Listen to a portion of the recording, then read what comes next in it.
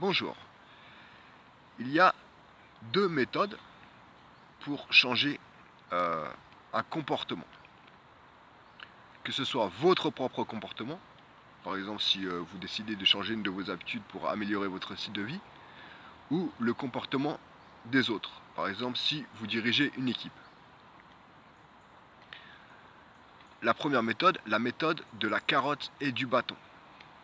Et la deuxième méthode, celle de l'autodétermination. La méthode de la carotte et du bâton, c'est une motivation qui vient de l'extérieur. Et la méthode de l'autodétermination, c'est une méthode qui vient, une stratégie de motivation, une motivation qui vient de l'intérieur. Alors, on va parler d'abord de la première méthode, celle de la carotte et du bâton. Par exemple, si vous êtes en entreprise, la carotte, ça peut être une prime.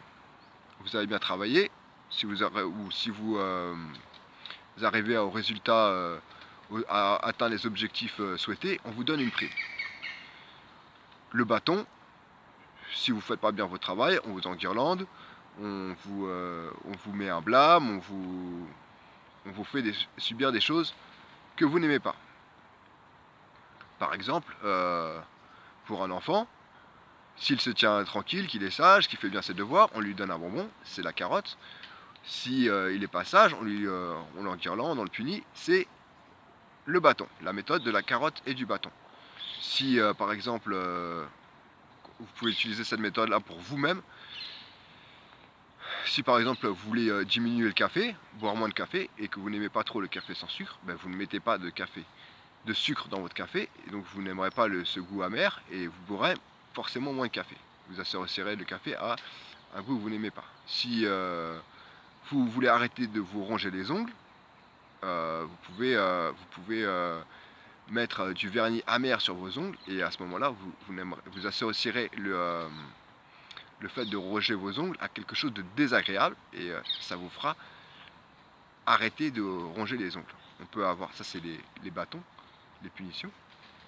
Et vous pouvez avoir aussi des carottes, c'est-à-dire des récompenses, par exemple, je sais pas, si vous pouvez vous dire, voilà, je vais faire remplir les paperasses administratives que j'ai à faire, que j'aime pas. Si je le fais, je me bois une bonne bière après, ou je sais pas, je me regarde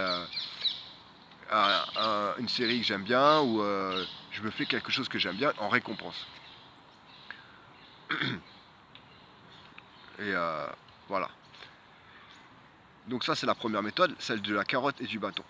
Et l'autre méthode, celle de l'autodétermination, c'est une méthode où, désolé pour le soleil,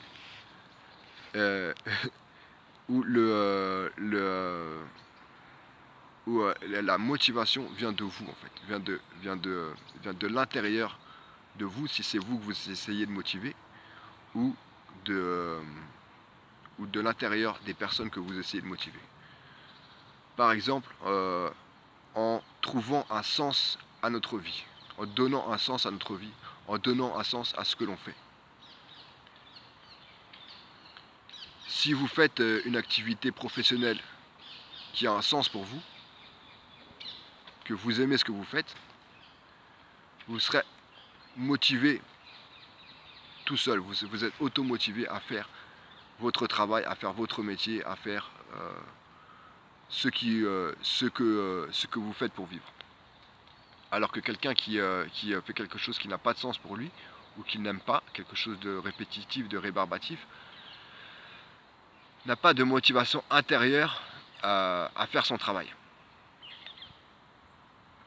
Donc ça peut être par exemple si vous voulez changer un de vos comportements, que vous voulez vous mettre à faire du sport, et que vous avez choisi de courir pour être plus sportif et plus dynamique, vous décidez de courir une demi-heure. Vous pouvez utiliser la méthode de la carotte et du bâton, enfin la carotte par exemple, de dire voilà, je vais courir une demi-heure, et après, une fois que j'aurai couru une demi-heure, je vais aller rejoindre mes amis et passer du bon temps avec eux. Donc la récompense, c'est le bon temps qu'on va passer après avoir couru. Ça peut marcher, mais vous pouvez aussi utiliser la méthode de l'autodétermination, c'est-à-dire qu'au lieu d'aller courir, vous pouvez aller par exemple jouer au foot ou au basket ou à je ne sais pas quel sport qui vous fait courir, que par contre vous aimez jouer au foot, et au lieu d'aller courir une demi-heure comme vous étiez dit, vous allez jouer au foot, que vous aimez jouer au foot, vous allez pas voir le temps passer et vous allez jouer, vous allez faire tout le match et vous allez jouer 1h30. Et vous allez courir beaucoup plus que juste en allant faire un footing. Donc ça c'est l'automotivation, c'est de faire en fait ce qu'on aime faire, ou de faire les choses qui ont un sens. On peut appliquer ça à une équipe. Par exemple, si vous dirigez une équipe, vous pouvez leur dire à vos gars, au lieu de leur dire vous faites ça, comme ci, comme ça, un point c'est tout,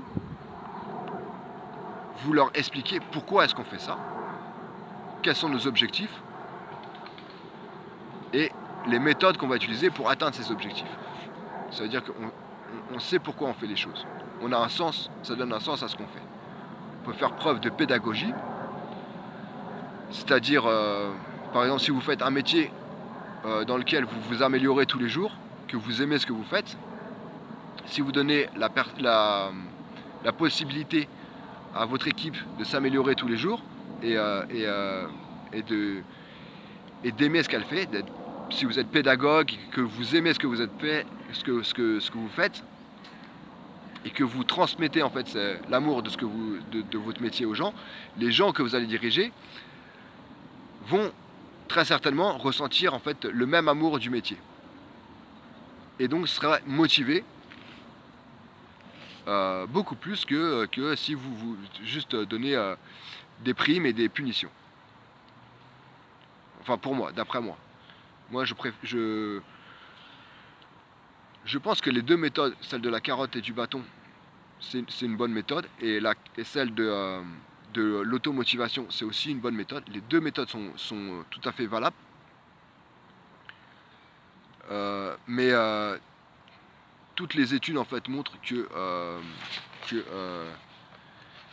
les primes ne donnent pas de motivation au long terme, alors que l'amour du travail, si. Donc je pense que il ne faut pas du tout négliger la technique de l'autodétermination, de l'automotivation,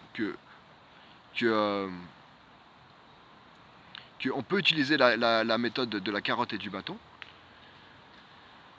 Mais le problème en fait c'est que dans les entreprises, donner des primes ça coûte cher, et alors que donner des punitions, enguirlander les gens ça coûte rien, et que la plupart des entrepreneurs, pour eux, la méthode de la carotte et du bâton, oui c'est bien, mais surtout le bâton, hein, parce que le bâton ça coûte rien quoi. Et j'ai même eu entendu des gens, parce que moi je viens de la restauration, donc c'est encore plus